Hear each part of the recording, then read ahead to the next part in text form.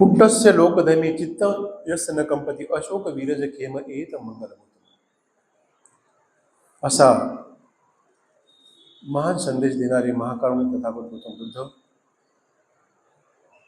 Bodhisattva doctor Babasaheb Ambedkar यांना प्रथमतः त्रिवार अभिवादन करतो. आणि आजचा हा जो सिद्धार्थ गौतम आणि बिंबिसाराचा जो संवाद आहे तर याच्यामध्ये जवळपास सारांश पूर्ण बुद्धान धर्माचा आलेला आहे. त्याच्यामुळे आपण हा जो दोघांचं जे बोलणं आहे ते मॅक्झिमम आपण डीपमध्ये ह्या ठिकाणी घेणार आहोत, म्हणजे तुम्हाला समोरचं एकदम लक्षात येतील त्या गोष्टी. कारण मी तुम्हाला काल सांगितलं की ह्या ठिकाणी डॉक्टर बाबासाहेब आंबेडकरांनी विषय विषय सुख विषय वासना जवळपास मोर दॅन 35 टाइम्स रिटर्न केल्यात.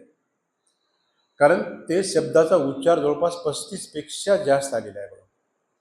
आणि त्याच्याच भोवती जो काही सिद्धांत आहे तथागताचा, शून्यवादाचा जो काही सिद्धांत आहे तो त्या ठिकाणी आपल्याला म्हणजे कालांतराने पाहावयास मिळेल.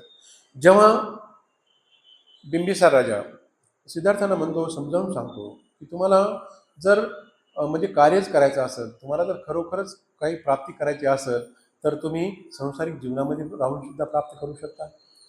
आणि हे जे चंचल क्षणिक सकलशन जे यौन आहे तुमचं, हे आरंभिक जीवन सुखविलासासाठीच असतं.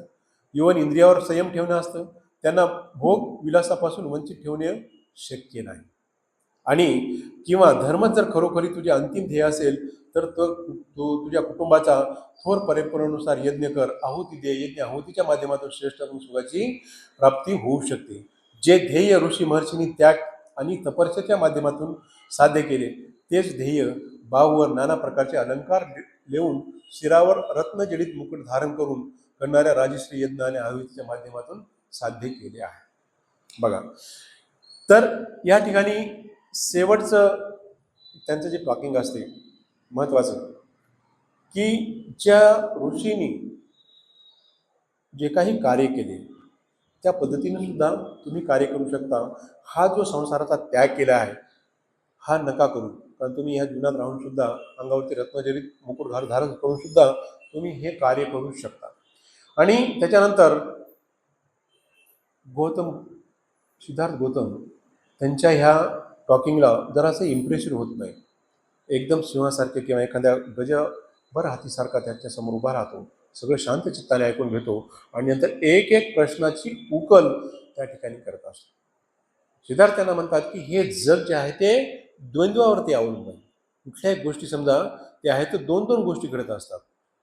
नुसतं एकच लाईन चालत नाही. समजा आता बघा, आपण हायवेनं जरी चाललो तर दोन रोड असतात, इनकमिंग आउट गोईंग. सकाळी ऊन जरी असते, संध्याकाळी रात्र असते. कोणाकडे सुख असते, कोणाकडे दुःख असते, कोणाकडे आनंद असते, कोणाकडे वाईट घटना होतात, कोणाची म्हणजे प्रशंसा होते, कोणाची निंदा होते. आणि अशा पद्धतीचं हे जे काही लोकधर्म असतात प्रॉपरली हे म्हणजे नैसर्गिक असतात. जिथं वाईट गोष्टी असतात तिथं चांगल्या गोष्टी सुद्धा असतात. जिथं खूप पावसाळा पडतो तिथं वाळवंट सुद्धा तयार होतात. जिथं फार जंगल असते तिथं पूर्ण खडकं निर्माण होतं, तिथं झाडं सुद्धा उत्पन्न होत नाही. जिथं एखादं झाड चांगलं आंबे फळं लागतात तर एखाद्या झाडाला एकही फळ लागत नाही. आणि हे जे द्वंद्वचं युद्ध चालत असते किंवा हे द्वंद्व पद्धतीने जग चालत असते, त्याच्यामुळे माझं याच्यात मन राखतं. आणि तुम्ही जर म्हणत असाल की श्रीमंत होऊन किंवा राजा होऊन जर तुम्ही जीवन जगत असाल तर राजा जरी असता तर त्याला काय लागते? खायला तेवढंच अन्न लागते जेवढा एखादा नोकर खाऊ शकतो. त्याला तेवढेच कपडे लागतात जेवढा एखादा नोकर चाकर घालते. त्याला तेवढेच पायाचे बदले वाहन लागतात जेवढे त्या नोकर चाकराला लागतात. त्याला वाहनातून जायला ज्या पद्धतीने समजा छत्री त्याचं पाऊस संरक्षण करते, यानं सुद्धा पकडले ते याचं संरक्षण करते.